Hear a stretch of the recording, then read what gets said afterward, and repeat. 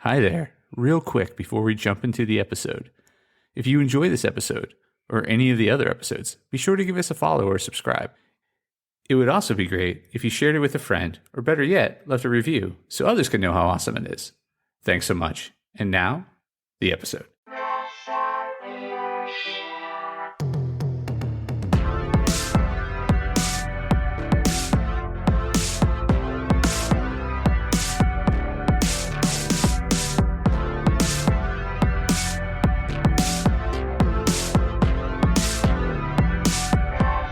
Hey there, Press Starters, and welcome to the Press Start Leadership Podcast, the podcast about game-changing leadership, teaching you how to get the most out of your product and development team and become the leader you were meant to be.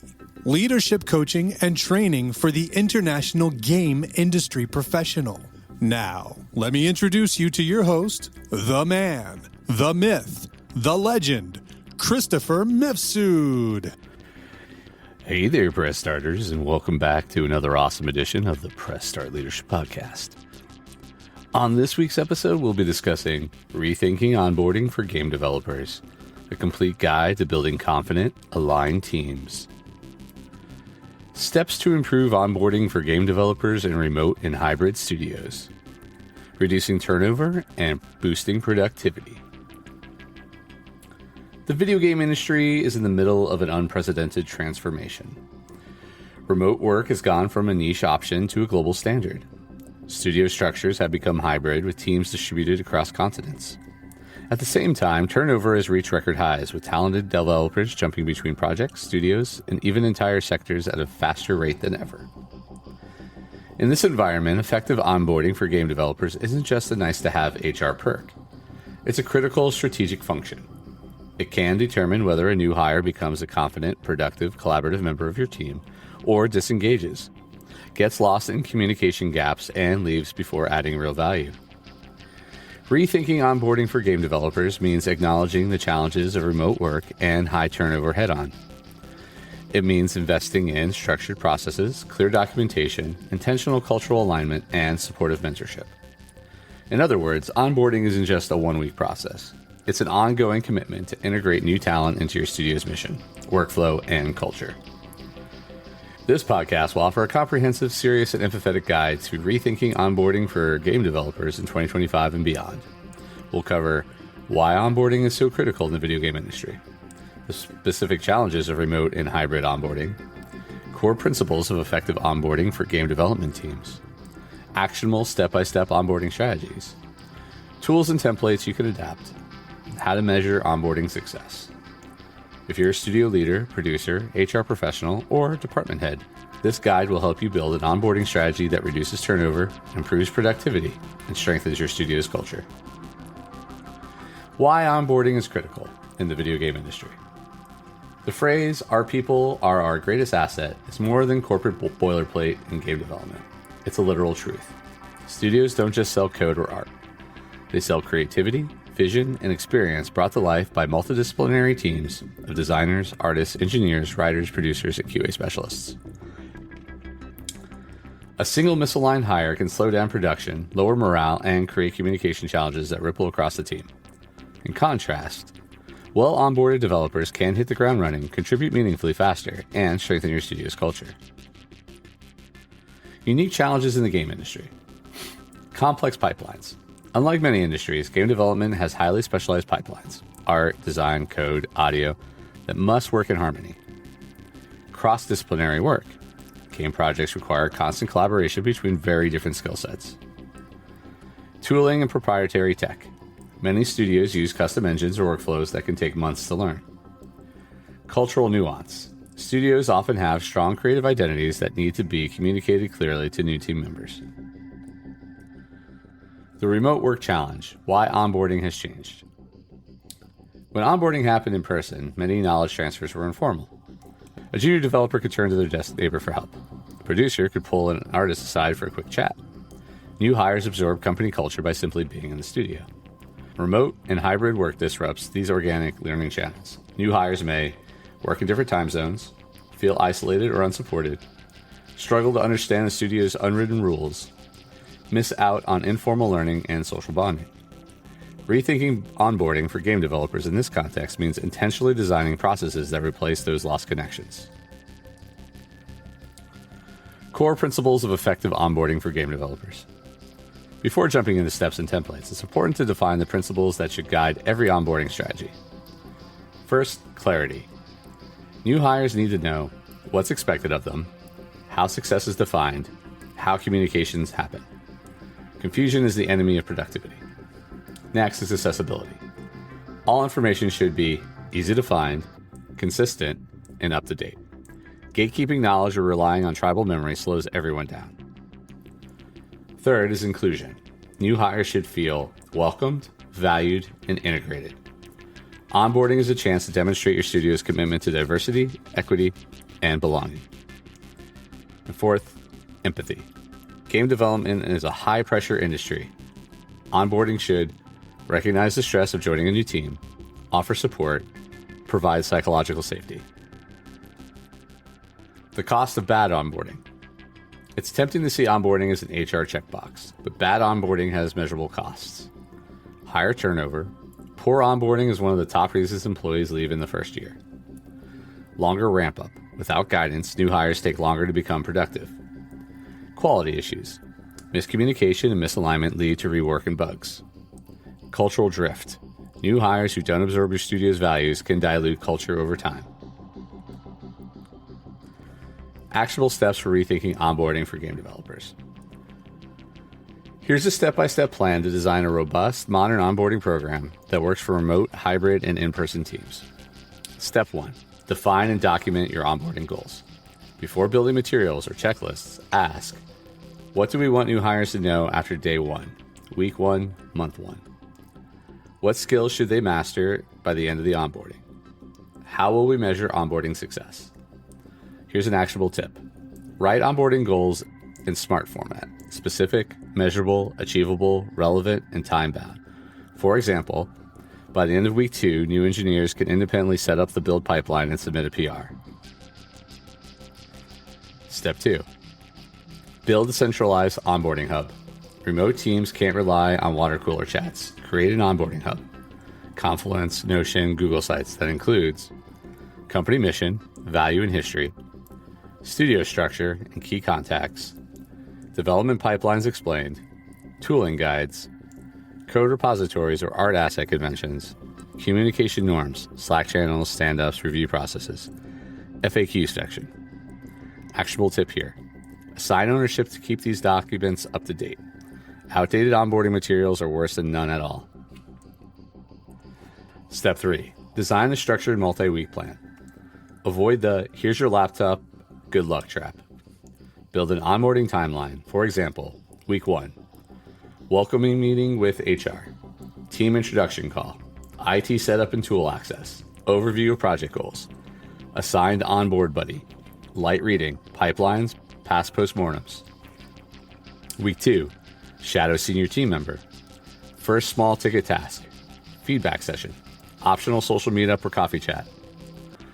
Week 3 and 4, more independent tasks, participation in team stand-ups, first code review or art critique, one-on-one with manager to check progress and comfort. Actionable tip here. Share this plan with new hires so they know what to expect. Transparency reduces anxiety.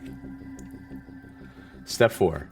Assign an onboarding buddy or mentor. Nothing beats having a real human guide. An onboarding buddy answers questions, offers context, shares unwritten rules, reduces isolation. Actionable tip here. Rotate buddies every few months to avoid burnout. Offer basic training on how to mentor effectively. Step 5. Emphasize culture and values from day 1. Onboarding isn't just about tasks. It's about aligning new hires with your studio's mission and culture. Ideas include founders or leads hosting a studio story call, sharing design pillars and creative philosophies, providing case studies of past challenges and solutions. Actionable step here. Document your studio's values in clear, accessible language. Don't assume people will just get it. Step 6. Include technical ramp-up with clear milestones. For game developers, nothing is more intimidating than unfamiliar tools or code bases. So provide clean install setup guides, video walkthrough of the engine or pipeline, example assets or code snippets, first week easy win tasks. Actionable steps here. Schedule regular check-ins to ask what's confusing and what's missing. Step 7. Make communication expectations explicit. Remote teams suffer when communication norms aren't clear. New hires need to know which Slack channels to monitor, when to use email versus chat versus meetings, how stand-ups work, how code reviews or art reviews happen. Actionable tip. Create a short how we communicate doc. Encourage questions. Step 8. Plan for feedback loops.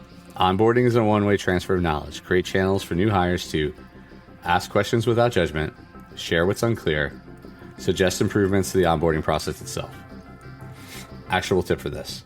Use surveys or one-on-ones at week 2 and month 1 to gather feedback.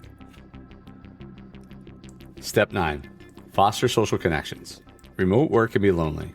Build social touchpoints into onboarding. Virtual coffee chats, online game nights, Slack channels for hobbies, optional in real-life meetups if local. Actionable tips for this. Highlight existing social initiatives so new hires feel welcome to join. Step 10. Review and iterate constantly. Finally, treat onboarding like any other production pipeline. It can and should be improved over time. Some actual steps for this. Collect feedback from every new hire. Host quarterly retros with HR, producers, and leads. Update materials, fix pain points, and celebrate wins. Some advanced strategies for remote and hybrid game studios. Onboarding for game developers is hard enough in person, but remote and hybrid teams face even bigger challenges: miscommunication, time zone gaps, cultural mismatches, and loneliness.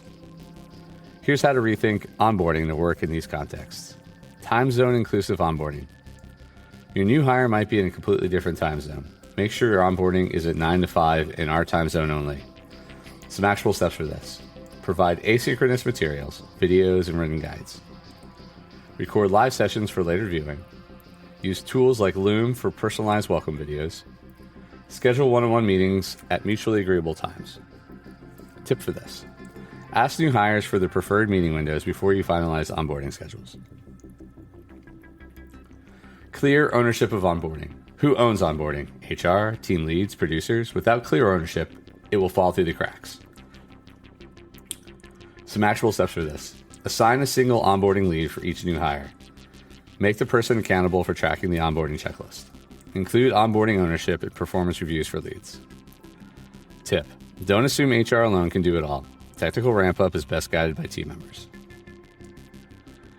Customizing onboarding by role.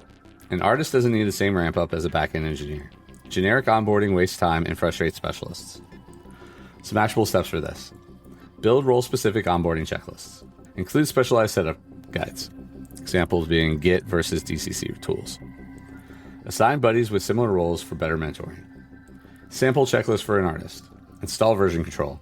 Set up art pipeline tools. Review Studio Art Bible. Practice submitting assets. Join our team critique sessions. Sample checklist for a programmer. Clone code base. Build environment locally. Walkthrough of code standards. First bug fix or feature branch. Join code reviews.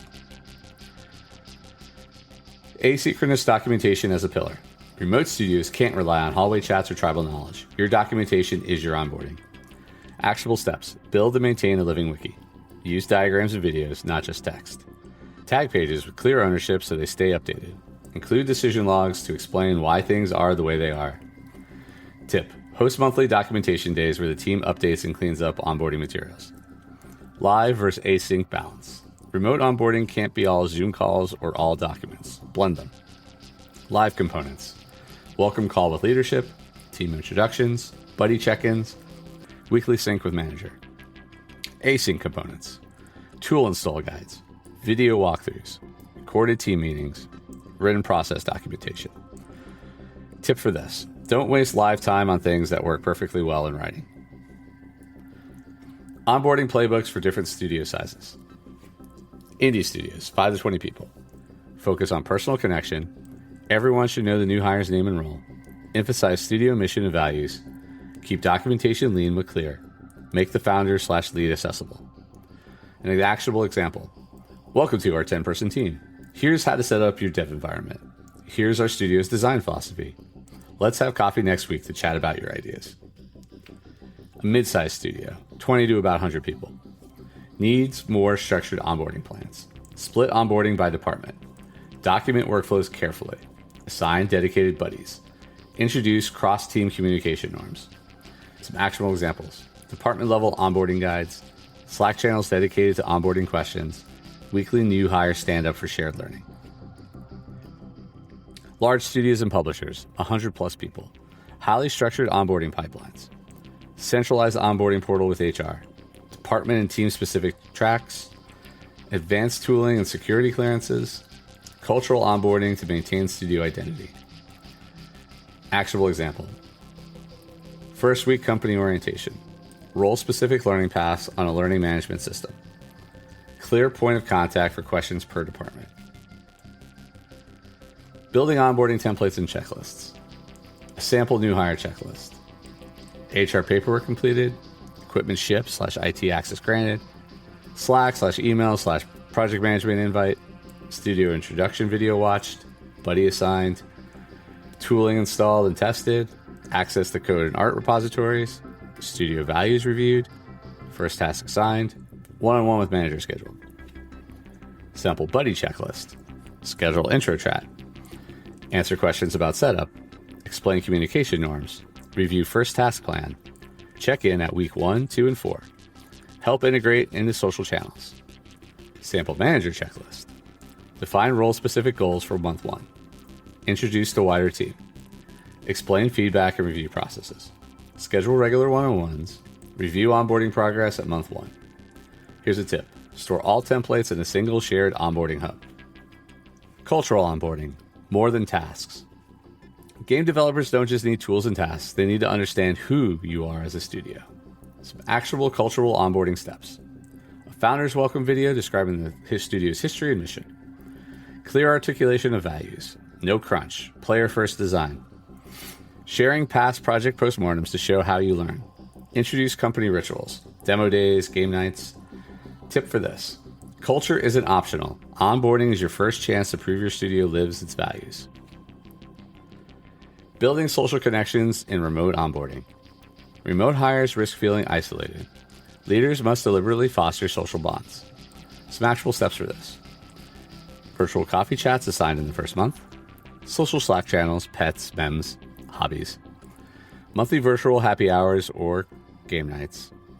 Optional in-person meetups if geographically possible. Encourage open mic or show and tell sessions during stand-ups. Tip for this. Don't make social events mandatory, but make sure they're visible and welcoming. Measuring onboarding success. You can't improve what you don't measure. Track these onboarding metrics. Time the first task completion. Time the full productivity defined per role. New hire satisfaction survey scores.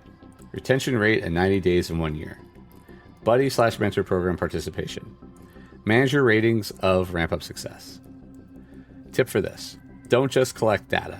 Act on it. Update your onboarding programs quarterly based on feedback. Continuous improvement. Treat onboarding like a product. Finally, onboarding isn't static.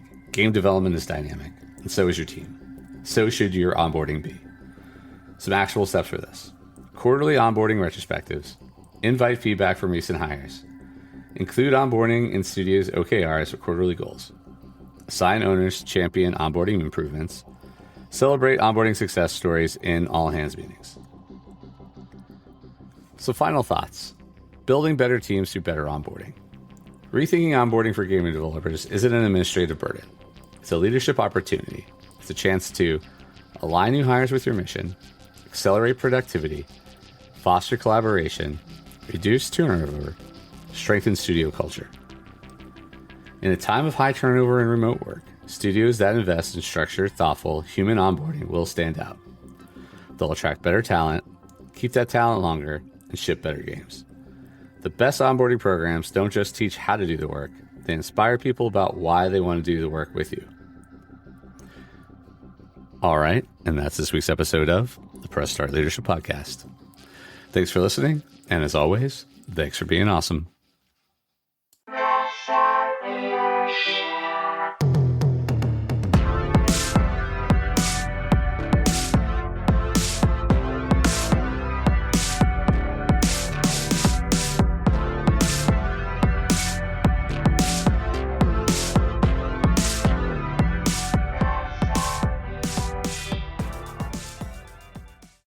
Oh, hi. And the episode's over, but thanks for sticking around till the end. Be sure to check out more episodes in the playlist and new episodes every week on Monday. Follow or subscribe so you never miss an episode. Don't forget to leave a review. Thanks again for being awesome.